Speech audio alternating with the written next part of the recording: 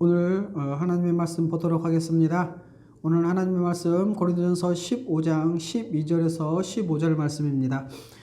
고린도전서 15장 12절에서 15절 말씀입니다. 읽도록 하겠습니다. 그리스도께서 죽은 자 가운데서 다시 살아나셨다 전파내었거늘 너희 중에서 어떤 사람들은 어찌하여 죽은 자 가운데서 부활이 없다 하느냐. 만일 죽은 자의 부활이 없으면 그리스도도 다시 살아나지 못하셨으리라. 그리스도께서 만일 다시 살아나지 못하셨으면 우리가 전파하는 것도 헛것이요 또 너희 믿음도 헛것이며 또 우리가 하나님의 거짓 증인으로 발견되리니 우리가 하나님이 그리스도를 다시 살리셨다고 증언하였음이라. 만일 죽은 자가 다시 살아나는 일이 없으면 하나님이 그리스도를 다시 살리지 아니하셨으리라. 아멘. 오늘은 복음의 핵심 10과 두 번째 세 번째죠. 예수 그리스도의 부활은 우리의 의롭게 됨을 보증한다 라는 주제로 여러분에게 말씀을 전해드리도록 하겠습니다. 먼저 지난주 내용을 살펴보면 이렇죠. 우리는 지난주에 예수 그리스도의 부활은 우리의 중생과 칭의를 보증한다 라고 말씀을 드렸습니다. 예수님의 부활이 우리의 중생과 연결되어 있다는 것을 성경은 바로 그리스도로 옷 입었다라고 표현을 하고 있죠. 바로 그리스도와 연합을 그렇게 설명을 하고 있습니다. 그러기에 우리의 중생은 예수 그리스도가 죽은 자 가운데서 부활하신 그 생명으로 말미암아 온 것이라고 할 수 있는 것이죠. 이제 이렇게 그리스도와 연합한 우리는 예수 안에 있고 또 예수의 모든 것으로 살아가는 존재요. 그분의 부활에도 참여한다는 것입니다. 그리고 우리 주님께서 재림하실 때 우리도 영광의 몸으로 부활할 것이라는 산 소망을 가지고 있는 것이죠. 왜냐하면 우리도 그리스도의 부활에 참여하기 때문입니다. 여러분, 우리가 이렇게 의롭다 하심을 받고 이토록 생명과 평강의 삶을 살 수 있는 근거도 바로 예수님의 부활에 있습니다. 그래서 성경은 예수님의 이 부활이 없으면 우리의 믿음도 헛되다고 선언을 하죠. 왜냐하면 예수님이 부활하지 않으셨다면 죄와 사망이 해결되지 않았다는 것이기 때문에 그렇습니다. 여러분, 그래서 예수님의 부활은 바로 죄와 사망의 권세를 깨뜨리고 그 생명을 만방에 드러낸 사건이요. 또 예수님이 하나님 앞에서 완전히 의로우신 분이시며 그분의 대속적 죽음이 하나님께 받아들여졌음을 확증하는 것입니다. 그러게 예수 그리스도의 부활은 우리 중생의 근거요, 우리의 칭의의 원천이다 라고 할 수 있는 것이죠. 계속해서 지난주의 말씀을 이어서 말씀드리자면 예수님의 부활은 실제로 우리가 중생하고 거듭난 것뿐만 아니라 하나님 앞에서 완전히 의로운 자로 평가받을 때 보증이 된다는 사실입니다. 그래서 첫 번째, 예수 그리스도의 부활은 예수님의 칭의다 라고 할 수 있는 것이죠. 지난주에 이미 말씀드렸던 것처럼 예수 그리스도의 부활은 예수님의 칭의다 라는 것입니다. 여러분, 예수 그리스도가 부활하지 못하셨다면 죄와 사망이 여전히 예수 그리스도를 지배하고 있다라는 것입니다. 그리고 예수 그리스도가 부활하지 못했을 때 그 두 가지 가능성이 있는데요. 첫 번째는 뭐냐? 바로 예수님이 죄인이셨다거나, 두 번째는 그분의 죽으심이 대속적 효력이 없었거나, 이 두 가지라는 것이죠. 먼저는 예수님이 죄인이셨다는 것은 예수님은 우리 죄를 대신해서 죽으신 것이 아니라 바로 예수님 본인의 죄 때문에 죽으셨다는 것이고, 그것은 예수님에게도 영원한 형벌인 것이죠. 또 하나는 뭡니까? 바로 예수님이 하신 일이, 십자가에 죽으신 그 죽으신 일이, 대속적 죽음이 하나님께 받아들여지지 않았다는 것입니다. 여러분, 예수 그리스도의 십자가 죽으심이 우리에게 아무런 대속적 효력이 없다는 것이죠. 예수님이 우리를 위해서 대신 죽으셨는데 그 죽음이 우리의 죄값으로 합당하지 않거나 혹은 부족해서 우리의 죄를 해결하지 못했다는 것입니다. 그래서 결국 예수님이 부활하지 못했다는 것은 예수님의 십자가 사역이 성공하지 못했다는 것이죠. 실패했다는 것입니다. 앞에서 말씀드린 것을 이제 바꾸어서 말해 볼게요. 바꿔서 말씀드리면, 만일 예수님이 그러면 부활하셨다면 바로 영원한 생명으로 부활하셨다면 무엇을 이기신 것입니까? 바로 죽음을 이기신 것이죠. 그런데 여러분, 이 죽음이 어디서부터 온 것입니까? 바로 죄로 말미암아 온 것이죠. 죄의 결과가 죽음이고요. 그래서 어느 누구도 이 죽음에서 벗어나지 못했습니다. 여러분, 인간은 아무도, 어느 누구도 이 죽음의 권세, 이 사망의 권세에서 벗어나지 못했죠. 여러분, 이 죄와 사망은 사탄의 막강한 무기입니다. 그런데 우리 주님이, 우리 주 예수 그리스도가 이 죄를 사하시기 위해서 죽으셨고 실제로 부활하셨죠. 예수님이 이렇게 유일한 인간으로서, 첫 번째 인간으로서 아무도 깨뜨리지 못한 이 죽음의 권세를 깨뜨리신 것입니다. 이 죽음을 영원히 완전히 이기신 분은 오직 예수 그리스도 뿐이시죠. 여러분, 이렇게 예수 그리스도에 의해서 사탄이 완전히 발가벗겨졌고 완전히 무력해졌습니다. 그토록 막강한 죄와 사망의 권세를 부리던 이 사탄이 예수 그리스도에 의해서 아무것도 없는 존재가 되어버린 것이죠. 어떻게요? 바로 예수 십자가 죽음과 부활이 이 모든 것을 다 이기셨기 때문에 죽음을 이겨내신 것이지요. 여러분, 이처럼 예수님이 부활하셨다는 것은 사망을 이기셨다는 것입니다. 그리고 사망을 이기셨다는 것은 곧 우리의 죄를 해결하셨다는 것이지요. 그래서 여러분, 부활은 이 모든 것을 보여주는 증표와 같은 것입니다. 이로 인해서 여러분, 증명되어진 것이 무엇일까요? 바로 예수 그리스도, 그분은 죄가 없으신 의인이라는 것이 증명되었고요. 또 하나는 그분이 우리를 위해서 대신 십자가에 죽으신 것이 성공했다는 것도 증명된 것이죠. 여러분, 그러면 예수님께서는 왜 즉시 부활하지 않으셨을까요? 예수님은 그 죽음에서 3일간의 시간을 견뎌내신 것입니다. 바로 장사 지낸 바 되셨던 것이지요. 왜냐하면 완전히 죽는다는 것을 확인시키려고요. 완전히 죽어야 다시 살아나는 것을 보여주실 수 있으니까요. 그러므로 예수 그리스도의 부활의 의미는 이렇게 설명할 수 있습니다. 첫 번째, 부활로서 예수님이 하나님 앞에서 완전한 의인됨을 드러내셨다는 것이죠. 그리고 두 번째, 부활로서 예수님의 이 대속적 죽음을 통해 하나님의 공의가 만족되었음을 드러내셨습니다. 바로 하나님이 예수 그리스도의 대속적 죽음을 우리의 죄값으로 인정하셨다는 것이죠. 그리고 세 번째로, 이 부활로서 예수님의 구속 사역이 성취되었음을 드러내셨습니다. 그리고 네 번째, 마지막으로 부활로서 우리의 죄가 사해지고 사망에서 건짐받고 의롭게 되었음을 증명했습니다. 여러분, 이제 예수 그리스도는 하나님 우편에서 우리를 다스리시는데요. 바로 성령을 보내셔서 다스리십니다. 그런데 우리를 다스리실 때 성령님은 예수 그리스도의 그 십자가 죽음과 부활을 사용하여 우리를 다스리신다는 것이죠. 두 번째로, 부활이 없으면 믿음도 헛되고 우리의 의로움도 거짓일 것입니다. 여러분, 믿어도 우리가 예수를 믿는다고 하는데 믿어도 의롭게 되지 못한다면 그 믿음은 헛된 것입니다. 우리가 믿음으로 말미암아 확신하는 것은 바로 의롭다함을 얻었다는 것이잖아요. 그리고 이 의롭다고 하는 것은 하나님이 우리를 죄 없이 여기시고 완전한 의를 가진 자로 우리를 받으신다는 것이잖아요. 그리고 이것은 우리가 한 번도 경험할 수 없는, 경험되지 않은 영역이라는 겁니다. 무슨 말이냐? 여기서 다시 말씀드리면, 우리가 의롭다함을 얻는 것은 믿음의 영역이지 우리가 경험으로 얻어지는 영역이 아니라는 것입니다.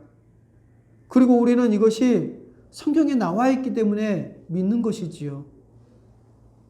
여러분, 우리의 경험은, 우리의 매일매일의 경험은 우리가 명백한 죄인이라는 것을 증명할 뿐이지 우리가 의롭다는 것을 증명하지는 못합니다. 여러분, 우리는 어떤 존재입니까?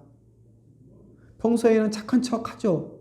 평소에는 착한 척 하다가도 뭔가 틀어지거나 어그러지거나 깨지거나 그러면 순간 이 악한 본성이 순식간에 드러난다는 것입니다. 우리는 이런 존재라는 거죠. 그러기에 우리 인간은 자기의 경험으로 하나님 앞에 자기가 어떤 존재인지를 확인하려고 하는 그러한 시도는요, 실패하고 낙심하고 결국에는 망하게 될 뿐이라는 것입니다. 그런데 여러분, 성경은 뭐라고 말씀합니까? 하나님이 우리를 예수 그리스도를 믿고 성령을 받은 자요, 예수 그리스도의 의를 가진 자로, 선물을 가진 자로, 선물을 받은 자로 여겨주시겠다라는 것입니다. 하나님이 우리를 이렇게 여겨주신대요. 그래서 우리가 하나님 앞에서 의인으로 확신하는 것이고 천국에 이미 들어갔다고 확신하는 것입니다. 여러분, 이제 우리는 우리의 경험으로 의롭다함을 얻는 게 아닙니다. 오직 예수 그리스도에 대한 믿음으로 얻는 것이죠. 오직 믿음으로요. 여러분, 혹시 주위에 예수 안 믿는 친구가 너 구원 받았다고 그러는데 이런 행동을 하는데 이렇게 형편이 없는데 뭘 구원받은 거야? 이렇게 말할 때가 있지 않습니까? 물론 불신자가 볼 때도 예수 믿고 변하지 않고 괜찮아지지 않는 것은 분명히 문제가 있습니다. 그럼에도 불구하고 우리는 이렇게 얘기할 수 있어야 합니다. 바로 그래, 내가 그래서 믿는 거야. 만약에 내가 내 행위로 내가 괜찮아져서 하나님 앞에 설 수 있다면 안 믿지. 그냥 내가 열심히 살면 되는 거지. 근데 내 행위가 안 되니까 네가 나를 봐도 내가 지옥 가기에 합당하지 않냐. 그래서 예수 믿고 예수 그리스도의 의로 하나님 앞에 서려고 예수를 믿는 거야 라고 얘기해 줘야 할 것입니다. 여러분, 그런데 이렇게 말하는 이유가 무엇입니까? 우리의 불의와 이 죄를 정당화하자는 것이 아닙니다. 우리가 의롭게 되어지는 것은 바로 우리의 경험의 영역이 아니라 믿음의 영역이라는 것이죠.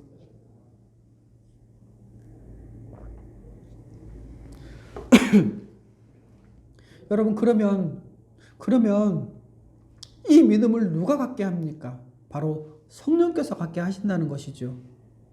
그런데 여러분, 사탄이 이 믿음을 빼앗으려고 합니다. 그래서 사탄은 우리에게 뭐라고 말합니까? 너 왜 그렇게 막 살아? 열심히 살아야지. 하나님 앞에서 네가 깨끗해야지. 네가 열심히 살아야 하나님도 너를 인정해 주셔. 여러분, 이것은 사탄이 하는 말입니다. 성경이 하는 말이 아니라는 것이죠. 그런데 여러분, 이런 말을 들으면 어떻습니까? 열심히 살아야지 라고 생각하고 그런 마음을 먹고 또 열심히 교회도 나오고 봉사도 열심히 하고 헌금도 많이 하고 성경도 열심히 읽고 기도도 열심히 하고 뭐든지 열심히 하려고 합니다. 열심히 해야죠. 그런데 그런 것들을 한다고 한들 그게 얼마나 갑니까? 얼마나 우리에게 이득이 될까요? 하다가 뭔가 잘못되면 포기했다가 또 이런 말을 들으면 다시 또 뭘 하려고 하고, 그리고 또 얼마 안 가서 하다가 또 포기하게 되고, 이게 계속 반복되어지고, 그러다 결국에는 안 된다는 것을 알게 된다는 것이죠. 그런 마음 한켠에 이런 생각이 듭니다. 하나님은 나를 안 좋게 보실 거야. 나는 의로운 자가 아니야. 나는 죄인이야. 여러분, 이런 죄의식을 갖게 만들고요. 그래서 절망의 수렁에 빠져서 자포자기하게 만드는 것이 바로 사탄이 하는 일이라는 것입니다.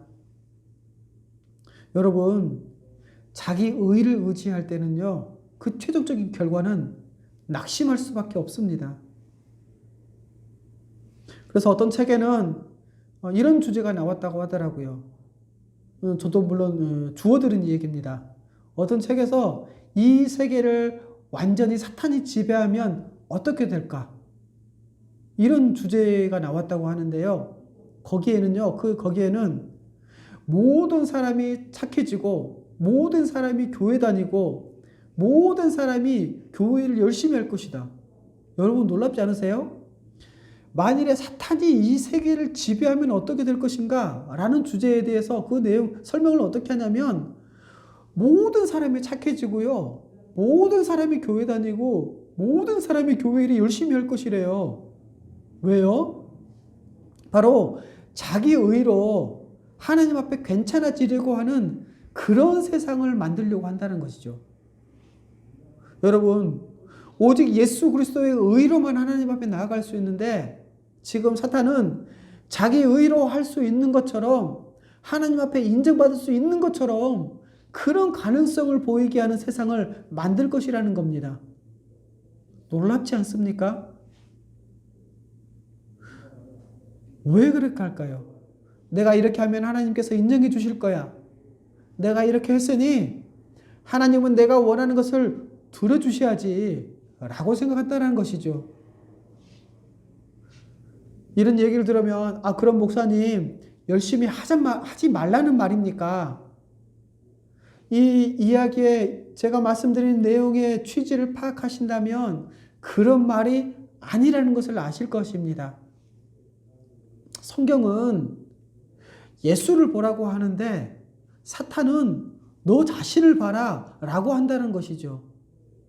성경은 예수 그리스도의 의를 의지해라 라고 하는데 사탄은 네가 네 의를 의지해라 라고 한다는 것이죠. 여러분, 우리가 자기 행위를 하나라도 들고 하나님 앞에 나가게 된다면요, 그때부터는요, 자기의 전부 행위, 전부를 들고 하나님 앞에 나가는 것과 마찬가지입니다. 그리고 그때부터는요, 바로 예수님의 의로 하나님 앞에 나가려는 것인가, 아니면 자기 의로, 자기의 행위로 하나님 앞에 나가려는 것인가, 이 두 가지로 나누어질 뿐이라는 것이죠. 여러분, 구원받은 그 이후의 삶이 서로가 다른 원리로 적용되지 않습니다. 우리가 구원도 예수 그리스도의 의로 구원을 받았다면 우리의 삶도 예수 그리스도의 의에 기반하여 살아간다는 것이죠. 다시 말해서 구원과 삶은 똑같은 원리로 지배당한다는 것입니다. 여러분, 하나님이 얼마나 자비로우신지 십자가로 말미암아 우리를 구원해 주셨는데도 불구하고 이렇게 자기 행위를 내세우는 자들에게 내 행위를 의지하지 말고 내가 너희에게 준 구원의 길 예수를 의지해라. 안 그러면 나한테 나올 수가 없다. 이렇게 하신다는 것이죠. 여러분, 그런데 사탄이 이 모든 것을 지금 모호하게 만들고 다 뭉개뜨리려고 합니다. 성경은 뭐라고 말씀합니까? 성경은 너를 보지 말고 예수를 바라보라고 합니다. 내 행위가 아니라 예수 그리스도를 바라보고 그분의 의를 의지해야, 그래서 완전히 하나님 앞에서 자기가 의로운 자라는 확신을 가져야 그때부터 신앙생활이 시작되는 것입니다. 여러분, 그런데 안타까운 것은 교회 안에도 자기 의에 사로잡혀 있는 사람들이 있다는 것이죠. 누구는 어떻고, 저 사람은 저렇고, 이 사람은 이렇고, 이 정도는 돼야지 목사가 됐는데, 장로가 됐는데, 집사가 돼가지고 새벽 예배도 안 나오고 말이야. 이렇게 말하는 사람들이 있다는 것이죠. 물론 열심히 기도해야죠. 교회 봉사도 열심히 하고요. 섬겨야죠. 그런데 그렇게 말하면서 다른 사람들을 못 살게 굴고 비교하면 그 사람보다 내가 조금 더 나아집니까? 하나님 앞에 인정받을 수 있을까요? 우리끼리 막 비교하니까 내가 다른 사람보다 좀 괜찮아 보이십니까? 여러분, 그래 봐야 그 사람이나 나나 우리는 아무것도 아닙니다. 우리는요, 더 나을 것도 더 못난 것도 없습니다. 너나 나나 우리는 하나도 다를 게 없는 죄인일 뿐이라는 것이죠. 좀 괜찮은, 우리가 보기에 좀 괜찮은 사람이나 그렇지 않은 사람이나 다 온몸에 더럽고 냄새나는 똥 묻은 개와 같은 존재라는 것이죠. 그런데 몸의 어느 한 부분이 겨우 하얀 살을 드러내놓고 내가 저 사람보다 낫다고 싸우는 꼴이라는 것이죠. 여러분, 어느 누구도 은혜 없으면 하나님 앞에 나아갈 수가 없습니다. 우리 모두에게 똑같이 충만한 은혜가 필요한 것이죠. 그리고 이것을 알아야 바로 복음을 아는 것입니다. 그래서 오직 믿음으로 의롭다함을 얻는 것, 그것이 바로 이것 때문이라는 것이죠. 오직 예수 그리스도, 오직 믿음, 오직 은혜, 오직 성령, 오직 말씀, 의롭다함을 얻는 길은 이 길밖에 없습니다. 여기에는 인간의 어떤 행위도 소용이 없습니다. 그래서 여러분, 우리 성도들은 어느 누구도 서로가 서로를 향해 정죄하지 않는 것이지요. 왜 그렇습니까?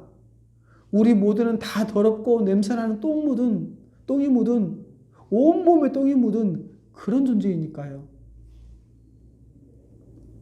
이런 자신의 모습을 인식할 때 하나님이 우리를 용서하시고 깨끗게 하셨다는 것이 얼마나 큰 은혜인지 알게 되고요.